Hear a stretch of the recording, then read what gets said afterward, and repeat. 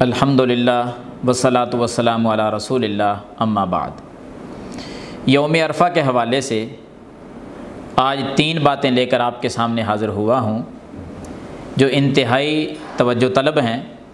जितने गौर से सुनेंगे उतना ही ज़्यादा इंशाअल्लाह फ़ायदा होगा।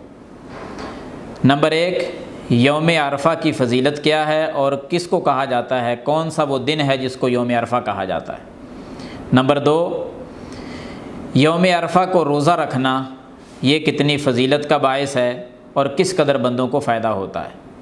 नंबर 3, यौम अरफ़ा का रोज़ा माह ज़ुल्हज की 8 तारीख़ को रखा जाएगा या 9 तारीख़ को रखा जाएगा। दलाइल से मुज़य्यन गुफ्तगू मालिक की तौफ़ीक से आप समाअत फ़रमाएँ। पहली बात कि यौम अरफ़ा किसको कहते हैं। यौम अरफ़ा का मतलब है अरफ़ा का दिन, यानी हाजी हज़रात जिस दिन मैदान अरफ़ात में जमा होते हैं उस दिन को यौम अरफ़ा कहा जाता है। इस दिन की फ़जीलत क्या है, अल्लाह के नज़दीक ये दिन कितना फ़जीलत वाला है, बंदों को उसका क्या फ़ायदा होता है। सही मुस्लिम को पढ़ो तो महबूब कायनात सल्लल्लाहु अलैहि वसल्लम ने फ़रमाया कि मेरे सहाबा और मेरी उम्मत के लोगों, जब हाजी हज़रात मैदान अरफ़ात में जमा होते हैं माह ज़ुल्हज की 9 तारीख़ को, कैसा प्यारा दिन है। तमाम हाजी वहाँ जमा हैं, जो लिबास उन्होंने पहना हुआ वो भी आपके सामने, जिस अंदाज में रब को मनाने की कोशिश कर रहे हैं वो भी आप बखूबी जानते हैं। लाखों रुपया ख़र्च करके दूर दराज का सफ़र करके जहाँ जैसे पहुँचे हैं वो भी किसी से मख्फी नहीं है। थकावटें किस कदर होती हैं वो भी आप जानते हैं। हर बंदे के गुनाह उसके सामने होते हैं और मालिक बिल्कुल सामने है और रो रो कर अल्लाह को मनाने की कोशिश कर रहे हैं।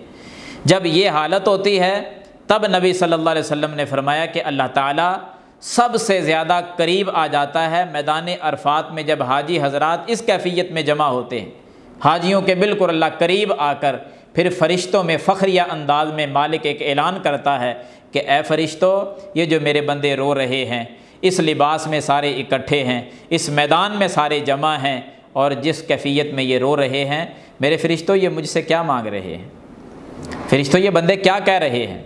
फिर आप सल्लल्लाहु अलैहि वसल्लम ने फरमाया कि अल्लाह ताला फ़रिश्तों को गवाह बनाकर ये ऐलान भी करता है कि ऐ फ़रिश्तों गवाह हो जाओ, आज के दिन सबसे ज़्यादा पूरे साल में इतनी ज़्यादा अल्लाह ताला बख्शिश नहीं फरमाता। पूरे साल में अल्लाह ताला जहन्नम से इतने लोगों को आज़ाद नहीं करता जितने लोगों को जहन्नम से आज़ाद करता है अरफ़ा वाले दिन। ये यौम अरफ़ा की फ़जीलत है कि अल्लाह ताला सबसे बढ़कर जहन्नम से आज़ाद करता है, तो यौम अरफ़ा को लोगों को जहन्नम से आज़ाद करता है। दूसरी बात, ये तो फ़जीलत हो गई कि जहन्नम से आज़ादी सबसे ज़्यादा मिलती है, तो यौम अरफ़ा को मिलती है लोगों को। इस दिन रोज़ा रखना, दूसरी बात, इस दिन का रोज़ा रख लेना, इसकी क्या फ़जीलत है। यही वजह है कि जब हाजियों को जहन्नम से आज़ादी मिल रही है, हाजी हज़रात वहाँ रोज़ा नहीं रखेंगे। आप अलैहिस्सलातु वस्सलाम ने फरमाया जो वहाँ पहुँच गए वो तो उस मैदान में पहुँचकर अल्लाह से फ़जीलत हासिल कर चुके। जो वहाँ नहीं पहुँच सके, अपने अपने इलाके में हर बंदा तड़प रहा है कि मैं भी वहाँ जाऊँ, हज के लिए मैं भी जाऊँ। दुआ कर दें अल्लाह ताला हमें भी बार बार मौका नसीब फरमाए, हम भी मैदान अरफ़ात में इकट्ठे हों, अल्लाह को वहाँ हम भी पुकारें, हम भी अपने गुनाहों की माफ़ी अपने मालिक से मैदान अरफ़ात में मांग कर इस फ़जीलत के हक़दार बन जाएँ। नबी मुकर्रम सल्लल्लाहु अलैहि वसल्लम ने फरमाया कि जो अहबाब वहाँ नहीं पहुँच सके वो अपने अपने इलाके में उस दिन का रोज़ा रख लें। पूछा गया महबूब जी यौम अरफ़ा का रोज़ा रखने से क्या मिलेगा। सही मुस्लिम में हदीस है, फरमाया युकफ़िरुस सनतल माज़ियत वल बाक़िया। मेरी उम्मत के लोगों, मैदान अरफ़ात में जब लोग जमा होते हैं उस दिन का जो बंदा रोज़ा रखेगा, यानी यौम अरफ़ा का रोज़ा रखेगा, अल्लाह ताला उस बंदे के 2 सालों के गुनाह माफ़ कर देगा। 1 साल गुज़रे हुए और 1 साल आने वाले, इनके गुनाह अल्लाह ताला पहले ही माफ़ फरमा देगा। 2 सालों के गुनाह माफ़ हो गए। तीसरी बात नोट फरमाएँ, ये भी बड़ा मसला है कि ये रोज़ा किस तारीख़ को रखा जाए, माह ज़ुल्हज की 8 तारीख़ को या 9 को, क्योंकि हाजी वहाँ 9 तारीख़ को जमा होते हैं और हमारे पाकिस्तान में उस दिन 8 तारीख़ होती है। तो बाज़ अहबाब का ये मौक़िफ़ और ज़हन है कि जब हाजी वहाँ जमा होंगे उसी दिन हमारे यहाँ 8 तारीख़ होगी, लिहाजा 8 ही का रोज़ा रखा जाएगा। तो ये मौक़िफ़ दुरुस्त नहीं है, इस्लाह फरमा लें।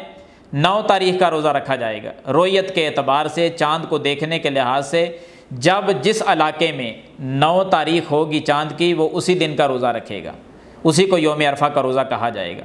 इस पर दलील क्या है, आप दलील नोट फरमाएँ। अगर ये बात ली जाए कि उसी दिन रोज़ा रखना है जिस दिन हाजी हजरात वहाँ जमा होंगे, वहाँ 9 तारीख है, हमारे 8 है, लिहाजा उसी दिन रोज़ा रखेंगे। जो अहबाब ये पाबंदी लगाते हैं कि उसी वक्त रोज़ा रखना है, तो फिर थोड़ा सा सोचें ज़रा कि जिन इलाकों के अंदर उस वक्त रात होती है, वहाँ के मुसलमान किस टाइम का रोज़ा रखेंगे।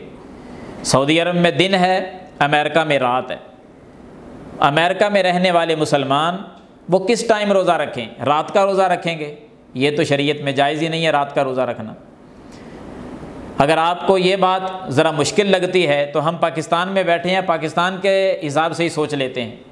2 घंटों का फ़र्क है ना पाकिस्तान का और सऊदी अरब का, तो कब रोज़ा रखेंगे हम। उधर यौम अरफा शुरू ही नहीं हुआ होगा, हम 2 घंटे पहले ही रोज़ा रख लेंगे।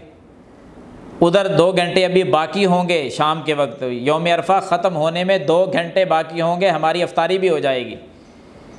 तो फिर यौम अरफा उस दिन तो रोज़ा हम कभी भी नहीं रख सकते, पूरा पूरा टाइम का हिसाब भी तो होगा ना।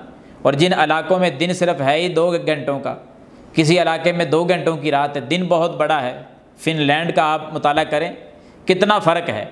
तो खुलासा ये निकलता है कि तारीख़ का एतबार होगा रोयत के एतबार से, जब जिस इलाके में 9 ज़िलहज हो उसी दिन का रोज़ा रख लें। ये सारे शुकूक व शुबात और सारी बातें जो है ख़त्म हो जाती हैं। अल्लाह ताला हमें इन पर अमल करने की तौफ़ीक़ अता फ़रमाए।